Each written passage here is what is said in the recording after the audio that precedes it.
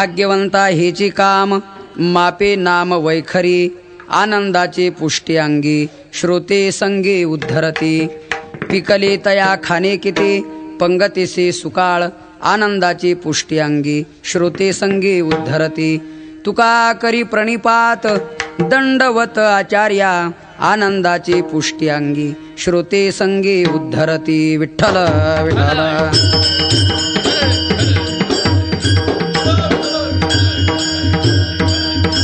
कुंडलिक वरदा श्री ज्ञानदेव जगद्गुरु शंकराचार्य महाराज की. विठ्ठल विठ्ठल विठ्ठल विठ्ठल.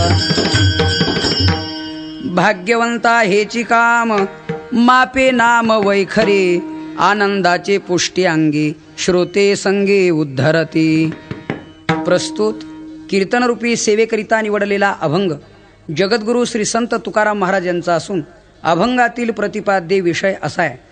या भूतलावर संत महात्मे अवतीर्ण होत असताना ते स्वतः काय करतात, स्वतःसाठी काय मिळवतात आणि या विश्वाला काय देऊन आपला अवतार कार्य पूर्ण करतात, या 3 मुद्द्यांचा विचार या अभंगातून जगद्गुरु श्री संत तुकोबार यांनी केलेला आहे. विठ्ठला विठ्ठला.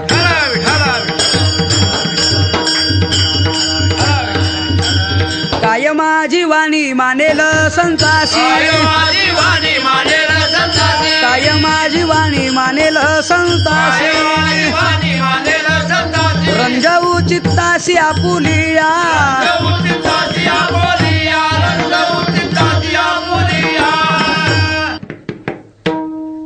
हा अभंग या ठिकाणी निवडण्याचा मुख्य हेतू असा आहे. पूज्यपाद जगद्गुरु शंकराचार्य महाराज यांच्या जयंतीला यावर्षी 2500 वर्ष पूर्ण होत असल्याने त्यांना एक महत्त्वाची ही सेवा समर्पण व्हावी आणि त्यांचं चरित्र आपल्या सर्वांपर्यंत या निमित्ताने पोहोचवावं अशा उद्देशाने या ठिकाणी या अभंगावरती आपण सेवा करणार आहोत. विठ्ठला विठ्ठला.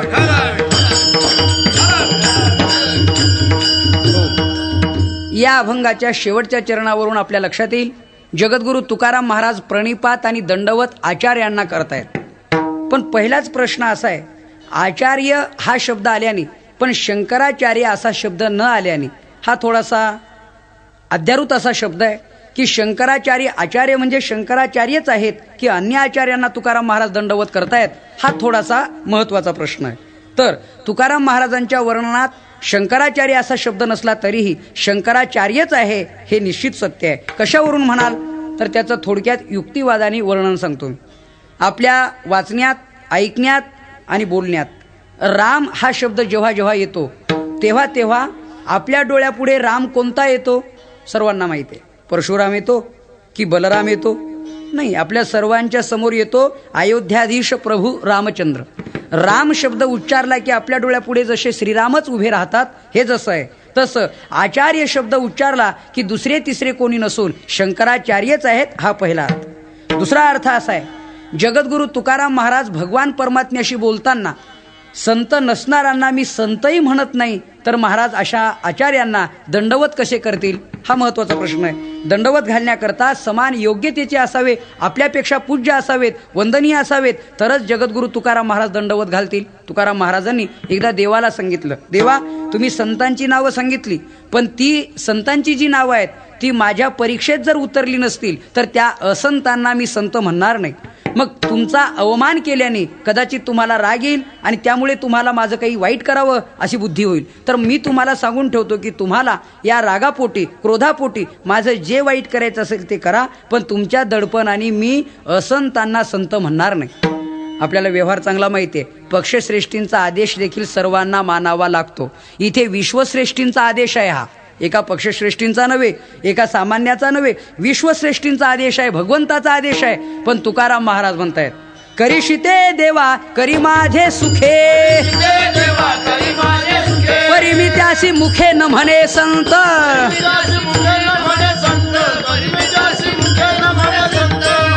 तुला माझं काय करायचं ते कर, पण मी त्यांना माझ्या मुखाने संत म्हणणार नाही, तुकाराम महाराज. तेव्हा तुकाराम महाराज अन्य आचार्यांना दंडवत घालतील कसे, तर शंकराचार्यांनाच घालतायत, हा एक अर्थ. आणि तिसरा एक अर्थ असा आहे, शंकराचार्यांना आणि शंकराचार्यांचं जे ऋण आहे, आपल्या वारकरी संप्रदायातले सर्व संत ते ऋण मान्य करतात. ज्ञानोबारायांनी ज्ञानेश्वरी लिहिताना पहिल्यांदा शंकराचार्यांचं वर्णन केलेलं आहे. व्यासांचा मागोवा घेतो, भाष्यकारा ते वाट पुसतो. इथे भाष्यकार म्हणजे शंकराचार्य. एकनाथ महाराजांनी भागवत लिहिताना पहिल्यांदा नमन केले शंकराचार्यांना. वंदो आचार्या शंकरू, जो का ग्रंथार्थ विवेक चतुरू, सारुनी कर्मठतेचा विचारू आणि प्रबोध दिन करू प्रकाशला. एकनाथ महाराज भागवतामध्ये वंदन करतायत. वंदू आचार्या शंकरू. एकनाथ महाराजांनी वंदन केलं, ज्ञानोबारायांनी वंदन केलं, म्हणून तुकाराम महाराज म्हणतायत तुका करी प्रणिपात आणि दंडवता आचार्या. तुकाराम महाराज देखील या आचार्यांना दंडवत करतायत. यावरून यांच्या समोर शंकराचार्यच आहेत. हा पहिला प्रश्न.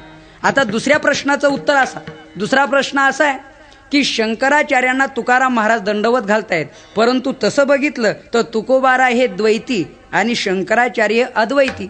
अद्वैती आणि द्वैती या दोघांचं मतऐक्य कसं होईल, आणि मत भिन्नता असेल तर दंडवत घालण्याची क्रिया होईलच कशी, असा प्रश्न. कारण शंकराचार्य अद्वैती आहेत. कशावरून? त्यांचं आपण षटपदी नावाचं आणि एक पुस्तक आहे, ग्रंथ आहे, तो वाचला तर आपल्या लक्षात येईल. शंकराचार्यांनी असं म्हटलेलं आहे की परमात्म्यापासून जीवाची उत्पत्ती झाली, जगाची उत्पत्ती झाली, हे श्रुती, युक्ती आणि अनुभव विरुद्ध असल्याने आम्हाला ते मान्य नाही, असं त्यांनी वर्णन केलेलं आहे. पण परमात्म्याने सगुण साकार रूप धारण केल्यामुळे, अवतार घेतल्यामुळे त्याला जीवानी शरण जावं हेही आम्हाला मान्य आहे, असं वर्णन केलंय.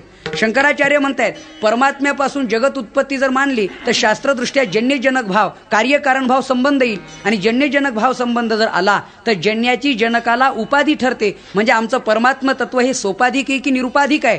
तर अमृतानुभवाच्या पहिल्याच ओवीच्या पहिल्या पदात ज्ञानोबाराय सांगतायत ऐशी ही निरुपाधिक आहे, जगाची जवळ जनिक आहे. मग ते निरुपाधिक तत्व आहे. मग ते निरुपाधिक कसं ठरलं? तर इथे कार्यही तोच आणि कारणही तोच. तर जगत त्याच्यापासून निर्माण झालं नसून जगत रूपाने तो परमात्मा नटलाय, हाच त्याचा अर्थ आहे. विठाला विठाला. हो, म्हणून शंकराचार्यांनी अद्वैतवाद मानला आणि एकीकडे तुकाराम महाराज मात्र वेगळंच वर्णन करतायत. तुकाराम महाराजांच्या बोलण्यात द्वैतवाद येतो. ते म्हणतायत नको ब्रह्मज्ञान आत्मस्थिती भाव, मी भक्त तू देव ऐसे करी, ऐसे करी, मी भक्त तू देव ऐसे करी. बस मी भक्त असावा आणि तू देव असावा. इथे द्वैत आलं एका अभंगात. तर त्याच्या पुढे जाऊन आणि तुकाराम महाराज सांगतायत अद्वैती तो नाही माझे समाधान, अद्वैती तो नाही माझे समाधान, गोड हे चरण तुझी सेवा. महाराज म्हणताय देवा अद्वैताच्या ठिकाणी माझं समाधान नाही, मला आणि या ठिकाणी तुझी सेवा मिळावी. आता सेव्य सेवक भाव या नियमाने तू वेगळा मी वेगळा, म्हणजे द्वैत मानतात. मग द्वैत मानणाऱ्या तुकोबारायांचं आणि अद्वैतवाद्या शंकराचार्यांचं मतऐक्य जर नसेल तर इथे साष्टांग प्रणिपात कसा करतायत, या प्रश्नाचं उत्तर थोडक्यात सांगतो. शंकराचार्य हे अद्वैती असले आणि तुकाराम महाराज द्वैती दिसत असले तरी पण तुकाराम महाराज देखील अद्वैतवादीच आहेत. फक्त भक्ती पुरते, ज्याला शास्त्राच्या भाषेत वास्तव अद्वैत आणि कल्पित द्वैत असं म्हटलेलं आहे. अभेदुनी भेद राखीला अंगे, वाढावया जगी प्रेम सुख. अभेदुनी भेद राखीला, वास्तविक अभेदच पण भेद राखला. म्हणून तुकाराम महाराजच देवाशी बोलताना अद्वैताचं वर्णन करतायत. देवा मी तू पण जाऊ दे दुरी आणि एकची घोंगडे पांघरू हारी. आता द्वैत नाहीचे, तू आणि मी दोघं एकच आहोत. महाराजच सांगतायत न झाला प्रपंच आहे परब्रह्म, अहम सोहम ब्रह्म आकळले. इथे अद्वैतवादच आहे. ज्ञानोबारांनी अमृतानुभवात वर्णन केलेलं आहे. दिव्याचा प्रकाश गोळा करू लागलात तुम्ही तर तुमच्या हातात प्रकाश नावाचं कार्य येणार नाही, तर त्याचं जे उपादान आहे दिवा, तो दिवाच हातात येईल. मग प्रकाश आणि ती दिवा हातात यावा, तसा जगाचा विचार करीत असताना परमात्मा हातात यावा, यालाच अद्वैतवाद म्हणतात. समग्र दीप्ते घेता जेवी दीपची ये हाता, तेवी जियेची या तत्वता शिवची लाभे. मायेच्या योगाने ईश्वराची प्राप्ती करून देणाऱ्या हा सिद्धांत आहे. म्हणजे संतांनाही अद्वैतवाद मान्यच आहे आणि जगद्गुरु शंकराचार्यांनीही अद्वैतवादाचं प्रतिपादन केलेलं आहे. पण हे वर्णन केल्यावर शास्त्राच्या भाषेत त्याला व्याघात दोष म्हणतात. तुकाराम महाराजांना देवाने विचारलं, एकीकडे तुम्ही म्हणता मी भक्त तू देव ऐशे करी आणि एकीकडे म्हणता तू आणि मी एकच आहे, हे कसं काय? मग तुकाराम महाराज हसले आणि तुकाराम महाराज काय म्हणतात, तुझ मज नाही भेद, केला सहज विनोद, केला सहज विनोद, केला सहज विनोद, मज नाही भेद, केला सहज विनोद, केला सहज विनोद. केला सहज विनोद. हो, तुझ्यात आणि माझ्यात भेद नाही, मग भेदाची भाषा करता येते, तो माझा विनोद समजा. महाराज म्हटले तो माझा विनोद आहे. अशा स्वरूपाने अभेद तत्वाचं आणि अद्वैतवादाचं प्रतिपादन या दोघांचं एकच आहे आणि म्हणून साष्टांग दंडवत एक. आता त्याच्या पुढे तिसरा मुद्दा महत्वाचा असा आहे की शंकराचार्य हे ज्ञानी आहेत, पंडित आहेत, विद्वान आहेत, अद्वैती आहेत, पण भक्त आहेत का? आणि जर भक्त नसतील तर तुकाराम महाराजांनी एका अभंगात आपला आणि सिद्धांत व्यक्त केलेला आहे. ते म्हणतायत, जाणे भक्तीचा जिव्हाळा, हो तोच मग हो का पंडित शहाणा, अनिक नाही माझ्या मना. भक्तीचा जिव्हाळा नसेल आणि ज्ञानी पंडित असेल तर तो मला पसंत पडणार नाही. मग हे ज्ञानी आहेत म्हणून नमस्कार करतात की भक्त म्हणून, असं वर्णन केलं तर शंकराचार्य जसे ज्ञानी आहेत, वेदांती आहेत, तसेच ते भक्तही आहेत. कशावरून म्हणाल तर त्यांच्याच ग्रंथातून त्यांचं प्रमाण सांगतो. पंचरात्रा गमनाचे खंडन करत असताना शंकराचार्यांनी हे 5 भक्ती तत्वाचा पुरस्कार केलेले आढळतात. 5 भक्ती तत्व कोणते आहेत? शंकराचार्यांनी सांगितलं अभिगमन, उपादान, स्वाध्याय, योग आणि इज्जा, असे हे 5 प्रमेय सांगितलेले आहेत. आता अभिगमन याचा अर्थ काय? पायी तीर्थयात्रा करणे, देवळात दर्शनाला जाणे, अभिगमनाचा अर्थ. उपादान म्हणजे काय?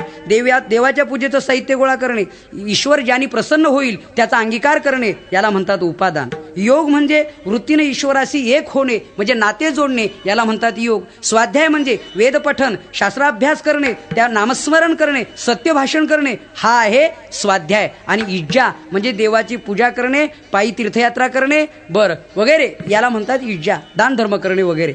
मग हे 5 भक्ती तत्वाच्या आणि तत्वाचा पुरस्कार केल्याने शंकराचार्य भक्त होते. याच्यापेक्षा पुढे जाऊन सांगायचं ठरलं, भारत भ्रमण करीत असताना शंकराचार्य जेव्हा पंढरपूरला आले तेव्हा शंकराचार्यांनी पांडुरंगाच्या समोर उभं राहून जे अष्टक लिहिलेलं आहे, पांडुरंगाष्टक, त्यात आपण वाचा.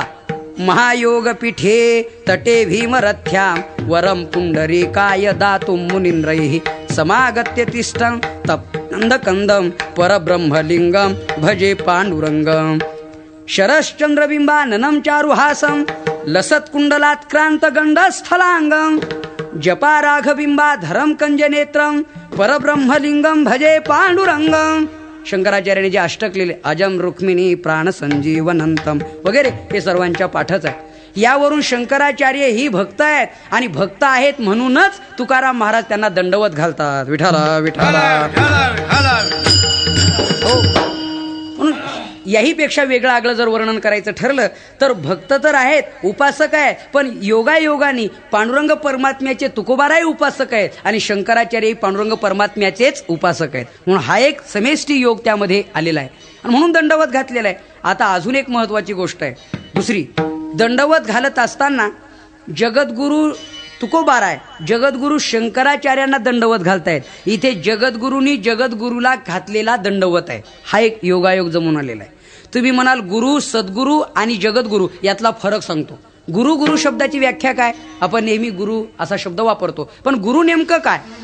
गुरु या शब्दाची व्याख्या अशी आहे की वर्णन करीत असताना असं म्हटलंय, गुरु सामान्य अर्थाने शब्द आलेला आहे. ज्यांच्याकडून जो आपण गुण घेतो, जे आपण शिकतो, त्यांना आपण गुरु असं म्हणावं.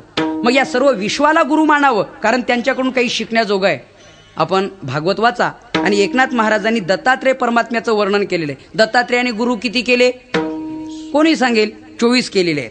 24 गुरूंची नावं काय ती सांगायची ठरली तर अवघड प्रश्न आहे, पण 24 केले हे नक्की आहे. मग दत्तात्रेय परमात्म्यांना विचारलं 24 कशाला केले हो? त्यावेळेला दत्त भगवान म्हणतात 24 केले नव्हे, हे फक्त त्रोटकांची यादी आहे. तसं मी या सर्व जगाला विश्वाला गुरु मानलेलं आहे. जो जयाचा घेतला गुण तो म्या गुरु केला जाण.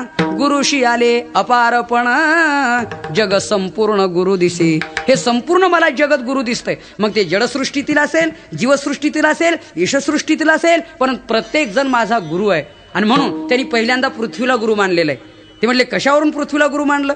मग त्यांनी वर्णन केलेलं आहे की पृथ्वी दाहे करुणी जाळिली, नांगर घालून फाळिली, लाथवरी तोडिली झोडिली पै भूते. तो अपराध न मानुनी क्षिती, सवेची भूता ते प्रसन्न होती. तेथेची उगवणी नाना संपत्ती, तृप्ती देत भूता ते. पृथ्वी नांगरली जाते काय, वखरली जाते काय. आता कोकण विभागामध्ये भाताचं ते आवण भात तयार करण्यासाठी रोप, त्यासाठी अगोदर ते जाळावं लागतं काय, नंतर पायाने त्याचा गाळ तयार व्हावा त्याकरता तुडवावं लागतं काय. शौच विधी कर्म आपण पृथ्वीवर आटोपतो. पृथ्वी कधी नाराज नाही, कधी रागावली नाही. वास्तविक सकाळी उठल्या उठल्या आपण म्हणायचं असतं, समुद्र वसने देवी पर्वतस्तन मंडली विष्णू पत्नी नमस्तुभ्यम पादस्पर्शम क्षमस्वमी. हे देवी माते जगदंबे, विष्णूची तू पत्नी आहे, समुद्र तुझं वस्त्र आहे आणि हे पर्वत हे तुझे स्तन आहेत. तुला माझा नमस्कार असो, पादस्पर्शम क्षमस्वमी. मी आता तुला सकाळी पायाचा स्पर्श करतोय, तुम्हाला क्षमा कर असं म्हणावं, ते म्हटलं जात नाही. म्हणून या पृथ्वीतच धन तयार होतं म्हणजे द्रव्य, आणि ते आपल्या घरादाराचा प्रश्न भागून मार्केटला विकायला नेता येतं. यावरून पृथ्वीत क्षमया धरित्री, क्षमा नावाचा गुण आहे. म्हणून दत्तात्रेयाने तिला गुरु केलं. एका किड्याला गुरु केलं. किडा तो असा आहे, खाली एक दोरा चिटकवतो, वर एक, दोन्ही बाजूनी दोन, आणि त्याच्या भोवती फिरून घर तयार करतो. त्याच्यात खेळतो कुठपर्यंत, इच्छा असेपर्यंत. इच्छा संपली की उलटा फिरतो, ते घर गिळून घेतो आणि एकटाच उरतो. दत्तात्रेयाने त्याला गुरु मानलं. तू जसं घर करतो आणि इच्छा संपली की एकटाच राहतो, तसं आमचा ईश्वर जगत निर्माण करतो आणि पुन्हा जगत एका अंशात विलीन करून शेवटी एकटाच उरतो. म्हणून ईश्वरासारखंच तैतरीय उपनिषदात म्हटले, बहुश्याम हमे मेतत प्रजा येती कामतः तपस्तप्तवान सृजा सर्व जगत इत्याह तित्तिरह. या नियमाने त्यांनाही गुरु मानलं आणि सर्व जगत मला गुरु दिसतंय असं त्या दत्ता भगवंताचं म्हणणं आहे. म्हणजे सर्व जगत गुरु आहे. गुरु शब्दाचा अर्थ सामान्य अर्थाने हा होतो, विठोबा रखुमाये जय जय विठोबा रखुमाये, जय जय विठोबा रखुमाये, जय जय विठोबा रखुमाये, जय जय विठोबा रखुमाये. गुरु शब्दाचा सामान्य अर्थाने हा अर्थ आहे की सर्व विश्वाला गुरु मानण्याची जी दिशा आहे, जी संकल्पना आहे, ती दत्त भगवंतांनी जी आपल्या समोर सर्वांच्या ठेवलेली आहे. गुरु शब्दाचा अर्थ आहे की सर्वांपासून जे जे आपण शिकलोय त्यांना गुरु म्हणावं. आता श्रीगुरु वा सद्गुरू कोणाला म्हणावं, तर सद्गुरूची व्याख्या अशी केलेली आहे, मज हृदय सद्गुरू जेने तारिलो हा संसार पुरू. सद्गुरूची व्याख्या वेगळी आहे की सर्वसामान्य शिकतोय त्यांना गुरु म्हणावं, पण जे या संसार दुःखातून काढून मोक्षापर्यंत घेऊन जातात त्यांना म्हणावं सद्गुरू. सद्गुरूची व्याख्या अशी आहे. तेव्हा एका सुभाषितकाराने असं म्हटलेलं आहे, बहो गुरवो संती. असे गुरु जगात पुष्कळ आहेत, पण दुर्लभो सद्गुरु देवो शिष्य हृतापहारकः. सद्गुरु देव दुर्लभ आहे की आध्यात्मिक, आदिभौतिक, आदिदैविक या तीन तापातून शिष्यांना मुक्त करतो, त्यांना म्हणावं सद्गुरू. अशी ज्ञानोबारांनी वर्णन केलेलं आहे की मला जर तारला असेल तर माझ्या सद्गुरूनी. किंवा सद्गुरूची व्याख्या याच्यापेक्षा ज्ञानोबाराय सांगतात, ती परी श्रीगुरु करीती जय अंगीकारू तै होनी ठाके संसारू मोक्षमय आघवा. श्रीगुरूने अंगीकार केला की शिष्याला संसार राहत नाही तर त्याचं मोक्षात रूपांतर होतं, याला म्हणावं श्रीगुरू. ते झाले गुरु. हे श्रीगुरू वा सद्गुरू. आता जगद्गुरू. जगद्गुरूची व्याख्या काय, तर जगाकरता अवतीर्ण होतात, जगाकरता जीवन जगतात आणि जगाचा उद्धार करतात, त्यांना म्हणावं जगद्गुरू. विठ्ठला विठ्ठला. अशा जगद्गुरूची यादी जर म्हटलं तर तीन आपल्या डोळ्यापुढे आहे. पहिले जगद्गुरू आहेत भगवान गोपाल कृष्ण. वसुदेव सुतम देवम कंस चाणूर मर्दनम देवकी परमानंदम कृष्णम वंदे जगद्गुरुम. जगद्गुरुम कृष्णम वंदे. त्यांना जगाचे गुरु का म्हटलं, ज्ञानोबाराय त्याचं वर्णन करतायत. तैशी अर्जुनाचे व्याजे गीता प्रकाशून श्रीराजे संसारा एवढे थोर ओझे फेडिले जगाचे, म्हणून जगद्गुरु कृष्ण भगवान.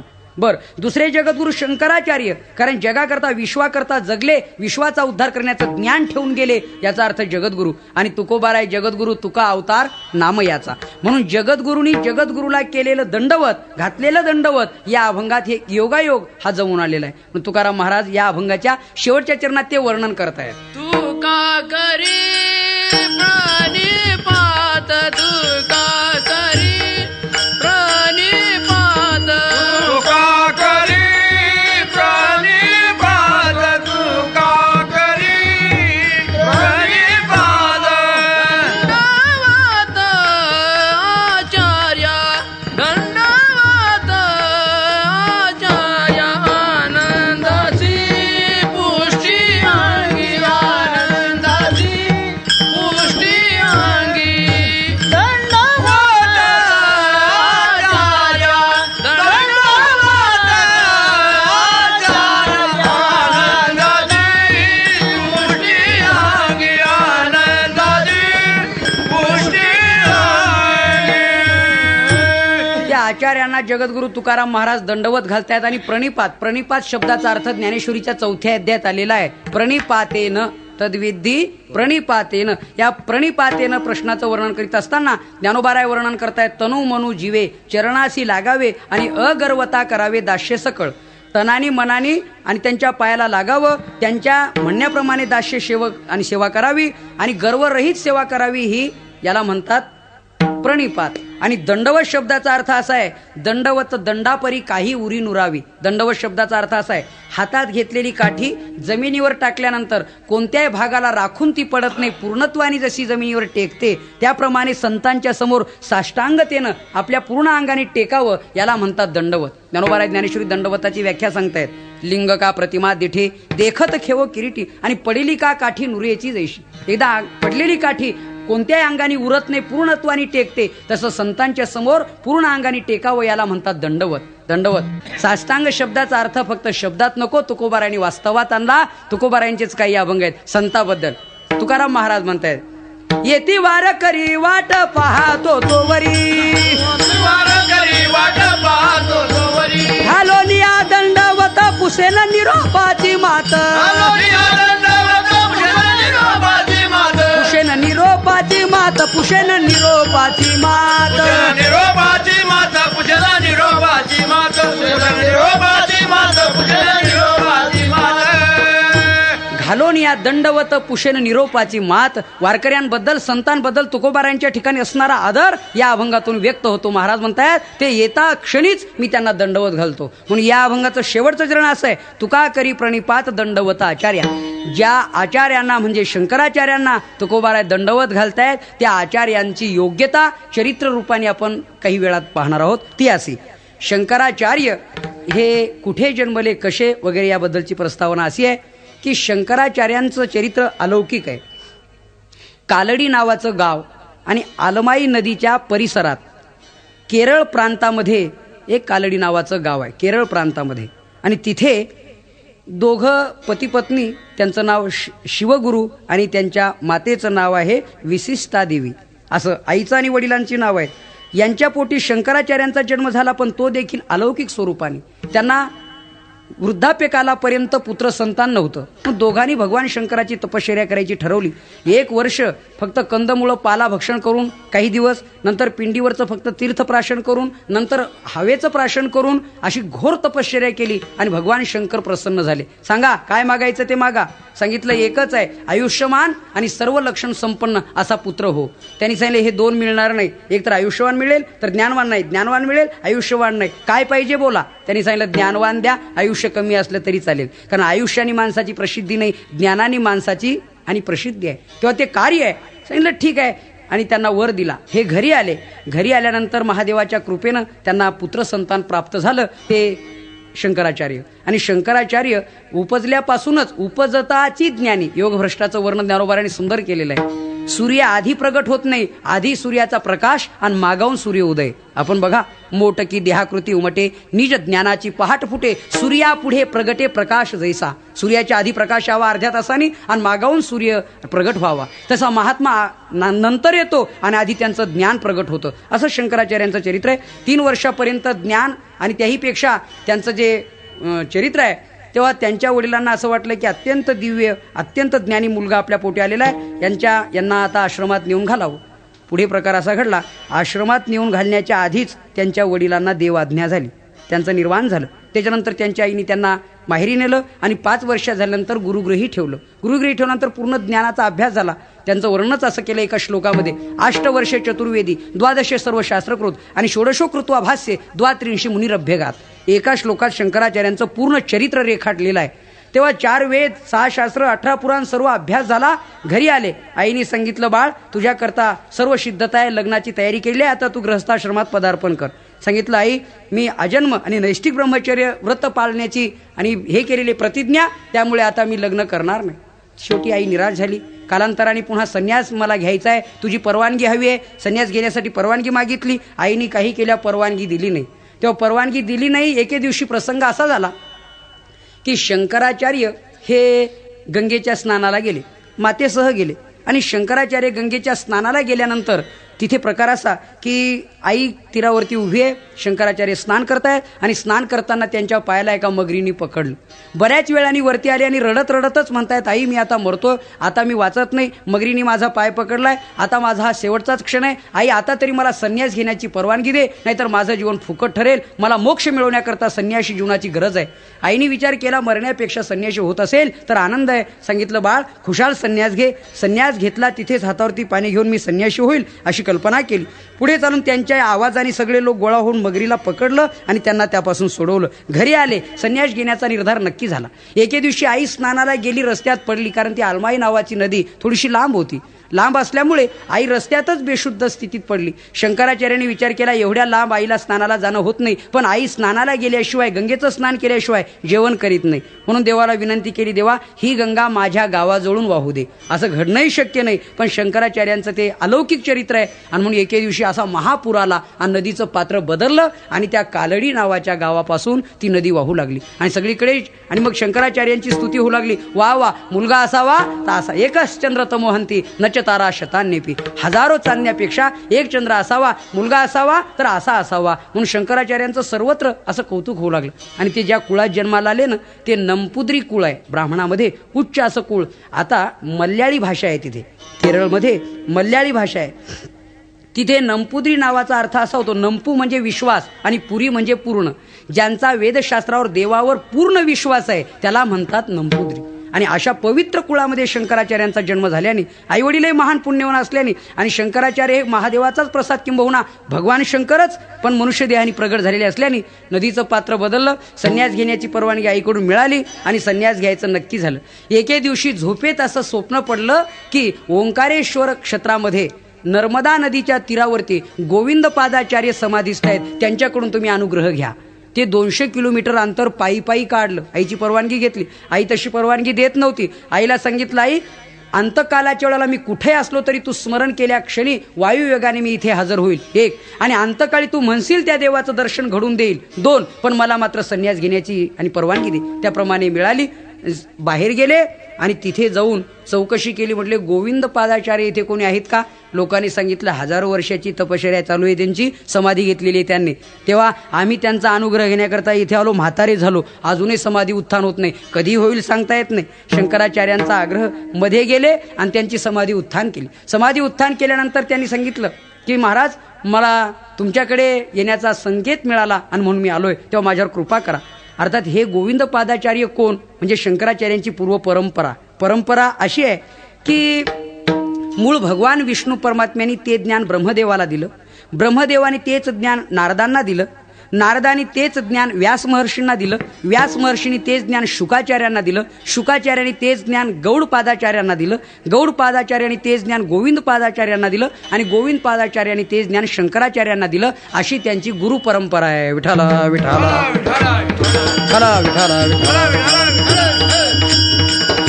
हो, त्यांची प्रसन्नता आणि करून घेतली. त्यानंतर त्यांनी ज्ञान दिलं. अर्थात वेदाचा अभ्यास झाला, शास्त्राचा झाला, उपनिषदाचा झाला. त्यातलं एक तत्व सांगतो. त्यांनी सांगितलं, आपल्या गोविंद पादाचार्यांनी, सर्व जग पूजा करतंय, पण आपण पूजा वेगळ्या आगळ्या स्वरूपाची जाणून समजून करायची आहे. परा अपरा पूजेचे असे 2 प्रकार आलेले आहेत. म्हणले कशी काय? आता आपण पूजा करताना आपल्या सर्वांना माहितीच आहे, पहिल्यांदा अक्षता घ्यायच्या आणि त्या देवतेचं नाव घेऊन त्या समर्पण करायच्या, म्हणजे आवाहनार्थम अक्षताम समर्पयामि, आवाहन करणे. ती देवता एकदा आली की त्या देवतेला मग पाद्यपूजा करून अपवित्र पवित्र वा वगैरे. त्याच्यानंतर त्यांना स्नान घालले. मग दधिकृतम स्नानम समर्पयामी, उष्णोदकम स्नानम समर्पयामी, पंचामृतम स्नानम समर्पयामी, नंतर शुद्धोदकम स्नानम समर्पयामी. त्यानंतर त्यांना बसण्याकरता आसन द्यायचं. नंतर वस्त्रम समर्पयामी, पुष्पम समर्पयामी. त्यानंतर त्याच्या पुढे नैवेद्यम प्रतिगृह्यता, नैवेद्य अर्पण करायचा आणि दीपम दर्शयामी, धूपम दर्शयामी वगैरे. आणि त्याच्याही पुढे जर काही उपचार कमी असतील तर त्या जागी अक्षताची नियुक्ती करणे. सकल उपचारार्थे अक्षताम समर्पया, अक्षता समर्पण. हा झाला पूजेचा प्रकार. पण शंकराचार्यांना गोविंद स्वामी सांगतायत, याच पूजेत आपण थांबायचं नाही. का? कारण बरेच विद्यार्थी असे आहेत, 10-10, 5-5 शिक्षक मरून जातात तरी गडी पहिलीतच. तशी आपली पूजा चालू आहे पण आपण तिथेच आहोत, याच्यापेक्षा वेगळा देव आहे असं जाणून घ्यायला आपण तयारच नाहीत. मग तिथे गोविंद आणि स्वामी सांगतायत त्यांना पूर्णशा वाहनम कुत्र सर्वाधारस्य चाशनम स्वच्छस्य पाद्यम अर्थंच शुद्ध शाचमनम कुतः हे श्लोक सांगितलेले आहे. अरे ज्याला बोलवायचंय तो तिथून इथपर्यंत जर तोच आहे, बोलवणार कोणाला आणि कुठून कुठे. बर, ज्याला बसायला आसन द्यायचंय सर्वाधारस्य, या सर्व विश्वाला ज्याचा आधार आहे त्याला तुझ्या पाटाचा आणि चौरंगाचा आधार पाहिजे नाही. शुद्ध जो शुद्धच आहे त्याला आचमन करून शुद्ध करण्याची गरज आहे, त्याला पाद्यपूजेची गरज आहे नाही. ही त्याच्या पलीकडची पूजा आहे. पण त्याच्या पुढे ऐकून ठेवा, तिथपर्यंत जाईपर्यंत हीच पूजा करीत जावी आणि तिथे पोहोचल्यानंतर त्या पूजेवर आपण आरूढ व्हावं, हा त्याच्यातला अर्थ आहे. हे ज्ञान सर्व दिलं आणि एके दिवशी परिपक्वता पाहण्यासाठी गोविंद पादाचार्यांनी समाधी लावली. समाधी लावल्यावर नदीला पूर आला आणि पूर आल्यानंतर समाधीद्वारात पाणी जाऊ लागलं. सर्व शिष्य चिंतेत पडले, आता काय करावं. तेवढ्यात शंकराचार्यांनी एक भांडं आणलं, मातीचं तिथे ठेवलं. पूर्ण पाणी तिथे जायचं आणि थांबायचं, पण मात्र समाधी ओली सुद्धा झाली नाही. मग प्रगट झाले, आशीर्वाद दिला त्यांना, कल्याण हो. नंतर त्यांनी सांगितलं मला समाधी घ्यायला परवानगी द्या. म्हटले समाधी मिळणार नाही. आणि शंकराचार्यांच्या चरित्रात असा एक मुद्दा आहे, सर्व भविष्यकारांनी त्यांची कुंडली बघितली आणि त्यांच्या कुंडलीमधलं एक वर्म सांगितलं होतं मातेला की 8व्या वर्षी यांना मृत्यूयोग आहे, 16व्या वर्षी वयाच्या मृत्यूयोग आहे आणि 32व्या वर्षी मृत्यूयोग आहे. मग विनंती केल्यानंतर सांगितलं वयाच्या 8व्या वर्षाचा मृत्यूयोग ईशकृपेनं टळेल, वयाच्या 16व्या वर्षाचा जो मृत्यूयोग आहे तो संत कृपेनं टळेल, पण 32व्या वर्षाचा मृत्यूयोग मात्र टळणार नाही, असं त्यांनी त्यावेळेला सांगून ठेवलं होतं. ठीक आहे, समाधी घ्यायची नाही सांगितलं, इथून पुढे काशीला जा. मग तिथून पुढे काशीला गेले, तिथे भगवान शंकराचा साक्षात्कार होईल असं सांगितलं. आणि गोविंद पादाचार्यांनी सांगितलं मला गौड पादाचार्यांनी तुमच्याकडे ज्ञान देण्यासाठीच राहायला सांगितलं होतं, माझं कार्य संपलंय, आता जगतभर तुम्ही प्रसार करा. आणि त्यांनी आपली समाधीस्थ झालेली आहे. तिथून पुढे काशीला जाऊन भगवान शंकराचा साक्षात्कार झाला. तिथे काशी हे त्या काळचं, आता जसं आपल्याला माहिती आहे सुप्रीम कोर्ट आहे की नाही, तसं सर्व आध्यात्मिक ज्ञानाचं सुप्रीम कोर्ट जर असेल तर त्यावेळेला काशी होती. कुठलाही वाद असो धर्मपंथांनी तिथे येऊन मिटवावा असा तो भाग आहे. तिथे सर्वांचं मत परिवर्तन केलं, सर्वांना अद्वैतवादाचं प्रतिपादन, भगवान शंकराची प्रसन्नता. आणि भगवान शंकरांनी तिथून पुढे सांगितलं की तुम्ही हिमालय पर्वताची प्रदक्षिणा करा. विठाला विठाला हिमालय पर्वताची प्रदक्षिणा करताना सनंदन नावाचा शिष्य त्यांना मिळाला. सनंदन अतिशय विश्वासू. आता हिमालय पर्वत आपल्याला माहिती आहे समुद्र पातळीपासून 10,884 फूट उंच आहे. तितका प्रवास उंच करायचा. गंगोत्री यमुनोत्रीचं टोक तर त्याहीपेक्षा 12,000 असं काहीतरी सांगितलेलं आहे. इतकं उंच टोक आहे.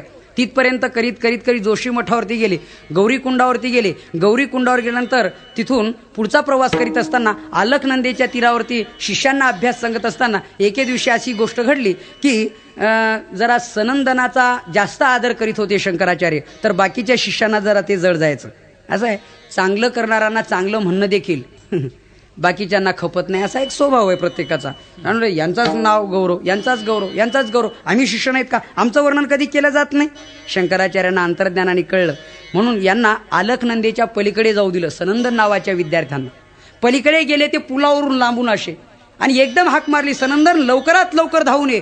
म्हटल्यानंतर त्यांनी विचार केला गुरु संकटात आहेत, आपण याच क्षणी गेलं पाहिजे. पुलाचा विचार न करताना खूप विशाल असं नदीपात्र आणि अति वेग, त्या वेगातून परत यायचं ठरवलं.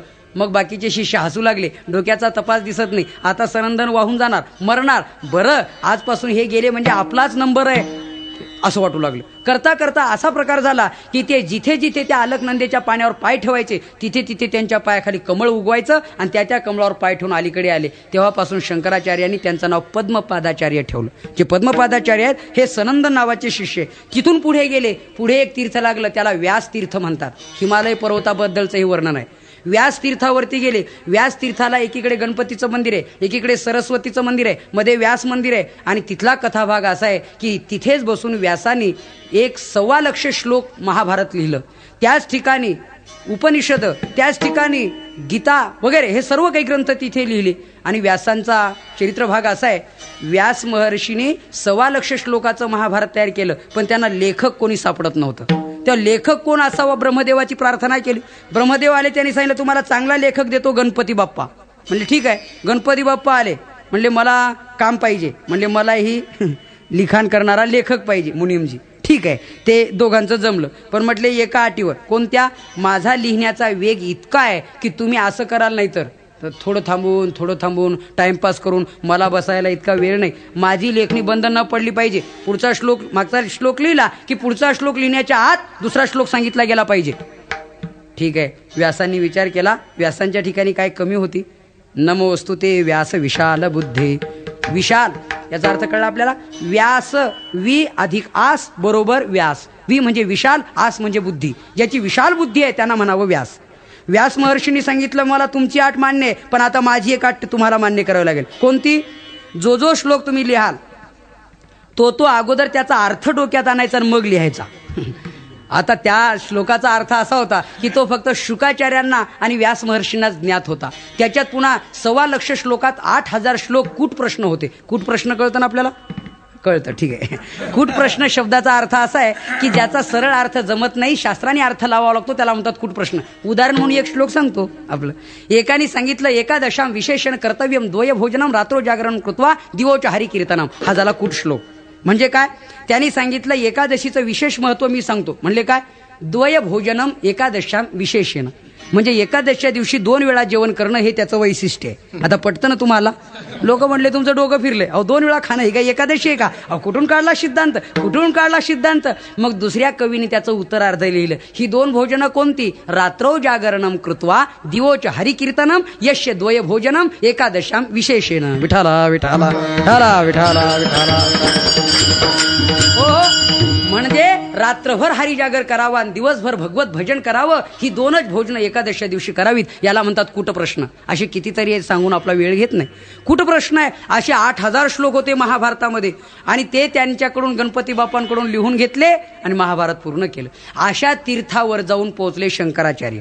शंकराचार्यांनी तिथे गेल्यानंतर याच्यावरती आणि भाष्य लिहिण्याची त्यांना बुद्धी झाली. भाष्य शब्दाचा अर्थ नीट समजून घ्या. भाष्य म्हणजे काय? सूत्रार्थ वर्णेते यत्र पदम सूत्रानुसारीभिः स्वपदानिच वर्णेन्ते भाष्यम भाष्य विदो विदुः. भाष्य म्हणजे काय? मूळ सूत्राचा अर्थ न सोडता स्वतःच्या पदानी तंतोतंत अर्थ लावणे याला म्हणतात भाष्य. आणि शंकराचार्यांनी कोणत्या उपनिषदावर, वेदावर, गीतेवर सर्वांवर भाष्य लिहिलं आणि भाष्य लिहून आणि शिष्यांना ते शिकवलं. तिथून पुढचा बराचसा मोठा प्रवास आहे. बद्रीनारायण, केदारनाथ वगैरे भेटी दिल्या. तिथल्या देवतेचं भंजन झालं होतं, त्या देवता स्थापन केल्या गेल्या. मंदिराचा जीर्णोद्धार झाला तिथे आणि पूजेची व्यवस्था लावली. करता करता उत्तर काशीला आले. उत्तर काशीला आल्यानंतर व्यास महर्षी आपले शंकराचार्य उत्तर काशीला आल्यानंतर शंकराचार्यांकडे व्यास महाराज वेश पालटून आले. ब्राह्मणाचा वेश, म्हातारपण, काठी टेकीत आले. कोण रे बाबा? व्यासांच्या सूत्रावर, ब्रह्मसूत्रावर भाष्य लिहिणारा कोण? शंकराचार्यांकडे बोट केलं शिष्यमंडळीने. हे पहा, हेच आहेत ते. माझ्या प्रश्नाची उत्तरं देतील? म्हटले जरूर देतील. अहो आमच्या गुरूंकडे काही कमी ज्ञान आहे का? 1-2 पुस्तकं वाचलीत का? जगतभर जे ज्ञान ते आमच्या गुरूंच्या मुखात आहे. म्हणले ठीक आहे. आणि मग आता ते व्यासच असल्यामुळे, त्यांचेच ते सूत्र असल्यामुळे अमक्या सूत्राचा अमका अर्थ काय होतो प्रश्न विचारला. 18 दिवस त्यांची चर्चा सुरू होती. प्रश्न उत्तराची अगदी नम्र होऊन शंकराचार्य उत्तर देत होते. व्यास महर्षी वृद्ध अवस्थेमध्ये अधिकाराने प्रश्न विचारित होते. आणि 18व्या दिवशी त्या पद्मपादाचार्यांनी गुरूंच्या कानात सांगितलं, महाराज एवढं ज्ञान फक्त जगाच्या पाठीवर व्यासांच्याच ठिकाणी आहे. ज्या अर्थी हे प्रश्न विचारतायत मला असं वाटतं हे व्यास तर नसतील. उद्या परिचय विचारा मग ज्ञान सांगा. म्हणले ठीक आहे. माणसाचा कार्यरूपाने परिचय झाल्याशिवाय चर्चा करणं चूक ठरते. जर चर्चा केली तर ती निष्फळ ठरते. पहिल्यांदा ग्रामपंचायतीचा सदस्य म्हणून बोललं जातं आणि मागावून कळलं हे डायरेक्टर आहेत, आमदार खासदार आहेत. अरे मला काय माहिती, असं होतं. तसा प्रकार झाला. विचारल्यावर त्याने सांगितलं मीच व्यास आहे. आणि मग प्रगट झाले, दर्शन दिलं. त्यावेळेला 16वं वर्ष पूर्ण झालं शंकराचार्यांचं. हा दुसरा मृत्यूयोग आला. पहिला मृत्यूयोग मगरीनं पाय पकडला तेव्हा देवाच्या कृपेनं टळला मृत्यूयोग. आता दुसऱ्यांदा मृत्यूयोग आहे 16व्या वर्षी. त्यावेळेला त्यांनी सांगितलं, बाबा रे तुला समाधी घ्यायची नाही. जे तू ज्ञान संपादन केलंय हे जगतभर आता प्रसरण करायचं आहे. माझी कृपा आहे. आजपासून तुझे 16 वर्ष पुन्हा मुदत वाढ करून घेतली आयुष्याची. ठीक आहे. इथून पुढे पुन्हा 16 वर्ष वाढ. शिष्यांना इतका आनंद झाला, आमच्या गुरुचं आता आयुष्य वाढलं, अजून सहवास सेवा मिळेल आम्हाला, ज्ञानश्रवण होईल, जगात त्याचा प्रसार होईल. आनंद वाटला. कारण शास्त्राने सांगितलंय ज्ञाता हा मुमुक्षुचा देव आहे. देव, त्या देवाचं आयुष्य वाढलं, आनंद वाटला. आणि तिथून पुढे त्यांनी सांगितलं, पहिल्यांदा जर तुम्हाला आणि जिंकायचं असेल तर कोणाला? कुमारील भट्टांना जिंका. म्हणले ठीक आहे. कुमारील भट्ट एक कर्मकांडी होते, त्यांना जिंका म्हटले. मग कुमारील भट्टांना जिंका असं सांगून व्यास महर्षी अंतर्धान पावले. आता कुमारील भट्ट कोण, कुठे, त्यांना जिंकायचं कसं? मग एका ब्राह्मणाने त्यांची पूर्ण कल्पना दिली. आता कुमारील भट्टांचं चरित्र अति महत्वाचं आहे त्यांच्या संबंधात शंकराचार्यांच्या. कुमारील भट्ट हे ब्राह्मण कुळात जन्माला आले आणि वेदाची, गायीची आणि ब्राह्मणाची निंदा होऊ लागली. ती त्यांना सहन झाली नाही. ते आक्रमण हटवण्याकरता, अन्य धर्मप्रतिनिधींना आणि पराभूत करण्याकरता वेदाचा अभ्यास केला. आणि त्याहीपेक्षा ज्यांचं मत आपल्याला आणि आक्रमक ठरणार आहे त्यांच्या मताचा अनुयायी बनून अभ्यास केला. नंतर त्यांचं खंडन करायचं ठरवलं. पण एके दिवशी ते पकडले गेले या मुद्द्यावर. पाठामध्ये गायी ब्राह्मणाची निंदा होऊ लागली. त्यांच्या डोळ्यातून अश्रू आले. त्यावरून ठरवलं की हे कोणीतरी वेश पालटून आणि आपली येती पालटून इथे आलेले आहेत. आणि मग त्यांना सांगितलं आज तुम्हाला गच्चीवरून ढकलून देऊन आणि मृत्यूदंड दिला जाईल. रात्रीचे रात्री पळून गेले सर्व भागात आणि त्यांच्या विरुद्ध प्रचार केला. शेवटी त्यांचं मत खंडन करून शंतनू राजाचं मत परिवर्तन करायला जेव्हा आले, हे कुमारील भट्टांचं चरित्र आहे. शंतनू राजाचं मत परिवर्तन करायला आले त्यावेळेला शंतनू राजाकडे हे सगळे होतेच धर्मप्रतिनिधी. त्यांनी सांगितलं वाद घालायला बसा. त्याला शास्त्रार्थ म्हणतात. शास्त्रार्थ करा म्हणजे वाद घाला. वाद घालायला बसले. आता सत्यापुढं असत्य किती वेळ टिकेल? जरी लावून धरलं तरी किती वेळ? नेहमी खोटंच बोलायचं ठरवलंच एखाद्याने, किती वेळ टिकेल? सगळी उदाहरणं सांगत नाही असे. तेव्हा त्यांना पराभूत केलं. पण शेवटी त्यांनी एक असा डाव तयार केला. म्हटले तुमची वेदावर निष्ठा आहे आणि आम्हाला वेद मान्य करायचे असतील आणि तुमचे जर सिद्धच असतील तर तुम्ही 1000 फूट उंचीच्या डोंगरावरून उडी टाका. जर तुम्हाला काही झालं नाही तर तुमचे वेद सत्य आहे असं आम्ही मानू. ते इतकी निष्ठा होती शास्त्रावर त्यांची. तस्मात शास्त्रम प्रमाणन्ते. जसं ज्ञानराज माऊलींच्या आई वडिलांनी देहांत प्रायश्चित्त शास्त्र म्हणूनच स्वीकारलं ना, त्याप्रमाणे वरती गेले डोंगरावरती आणि तिथून एकच वाक्य उच्चारलं, यदि वेदा प्रमाणशु जीवेयम. जर वेद प्रमाणभूत ग्रंथ असतील तर मी जिवंत राहील. उडी टाकली छातीशी वेद धरून. काही झालं नाही. डोळ्याला एक गवताची काडी लागून रक्तस्राव होऊ लागला. बाकीच्यांनी त्यांची हत्तीवर मिरवणूक काढायची ठरवली. जिंकले, विजयी झाले, विजयी, आता आजपासून वेद मान्य आहे असं म्हणू लागले. तेवढ्यात ते देवाशी भांडू लागले. देवा माझ्या डोळ्याला काडी का लागली सांग. बाकीचे म्हणाले ओ अहो इथून आतापर्यंत ढकलून दिले त्यांचं काहीच सापडलं नाही आणि तुमच्या डोळ्याला एवढी काडी. ते म्हणले असं नाही. एखादा विद्यार्थी अर्धा मार्क कमी झाला तरी रडत असतो, जेवण करीत नाही, भांडत असतो. का 1 मार्क का कमी झाला? बाकीचे म्हणतात अरे दे सोडून 35% आम्ही खुश आहेत. आणि तू आपला रडतो 1 मार्काचं काय मत? अरे दे सोडून. पण तो म्हणत असतो अरे तुम्हाला 35 मिळाले हेच भाग्य समजा, कारण तुमचा अभ्यासच तसा आहे. पण माझा एकही कमी होता कामा नाही तितकी माझी खात्री आहे. तसं मग देवानी त्यांना साक्षात्कार करून दिला. म्हटले माझी चूक नाही, गवताची काडी का डोळ्यात गेली ऐका, तुमचं चुकलंय. तुम्ही वेद छातीशी धरून काय म्हटले? यदि वेदा प्रमाणशु जीवेयम. संस्कृतमध्ये यदि शब्दाचा अर्थ होतो जरीही. जर वेद सत्य असतील तर मी जिवंत राहील. तो जर आल्यामुळे हा तर डोळ्यात गेला.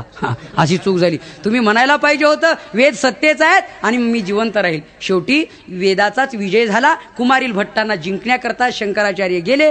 शंकराचार्य जेव्हा गेले तेव्हा ते तुषाग्नी घेत होते, म्हणजे गवताच्या अग्नीत आपला देह संपवित होते. त्यांना परावृत्त करण्याचा प्रयत्न केला. ते काही केल्या परावृत्त होत नव्हते. म्हटले माझं भाग्य, तुमचं दर्शन झालं, आनंदाची गोष्ट आहे. आता तुम्ही तारक मंत्राचा उपदेश करा, तारक मंत्राचा जप करा, तारक ब्रह्माचा जप करा, म्हणजे मी माझ्या समाधी योग साधतो. तारक मंत्राचा जप करून त्यांनी महानिर्वाण साधलं.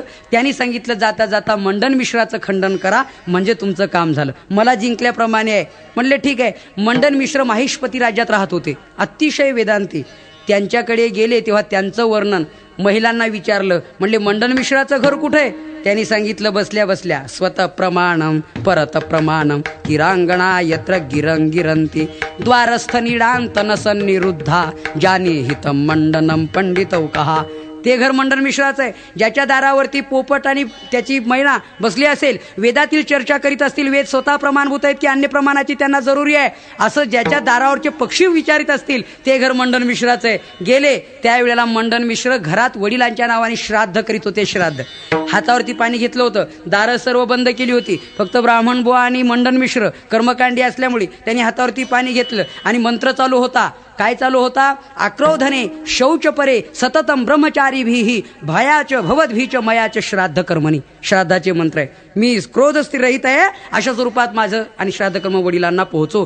शेवटी त्यांच्या ठिकाणी सूक्ष्म वेशात गेले आणि सूक्ष्म वेशात जाऊन त्यांना ते कर्म बंद पाडलं. राग वाढवला. नंतर त्यांचा वाद झाला, शास्त्रार्थ झाला. त्यांची पत्नी ही पूर्वीची सरस्वती देवीच होती आणि शापामुळे ती यांची पत्नी झाली. ती तिथे बसली, दोघांच्या गळ्यात माळा घातल्या. शेवटी मंडन मिश्र हारले, मंडन मिश्राच्या पत्नीलाही जिंकलं आणि विजयी झाले सर्व जगाच्या बाजूनी. मग शंकराचार्यांनी एक कार्य केलं, सर्व शिष्यांना घेऊन जगतभर यात्रा केली, हस्तामलकाला बोलतं केलं वगैरे. आईच्या अंत्ययात्रेला हजर झाले, त्यांना देवाचं दर्शन करून निजधामाला पाठवलं आणि शेवटी भारताच्या 4 दिशेला 4 आश्रम स्थापन केले. 4 वेदाचं ते रक्षण झालं आणि तिथून धर्माचा प्रसार प्रचार आणि धर्मावरचे आक्रमण हटवण्याचं काम केलं. त्या शंकराचार्यांना 2500 वर्ष या वर्षी पूर्ण झाल्यामुळे एक प्रकारची आपण श्रद्धांजली मानवंदना म्हणून या स्वरूपाची या पुष्पसेवेनं त्यांची आपण पूजा करणार आहोत. ज्ञानेश्वर माऊली, ज्ञानराज माऊली तुकाराम, ज्ञानराज माऊली तुकाराम, ज्ञानेश्वर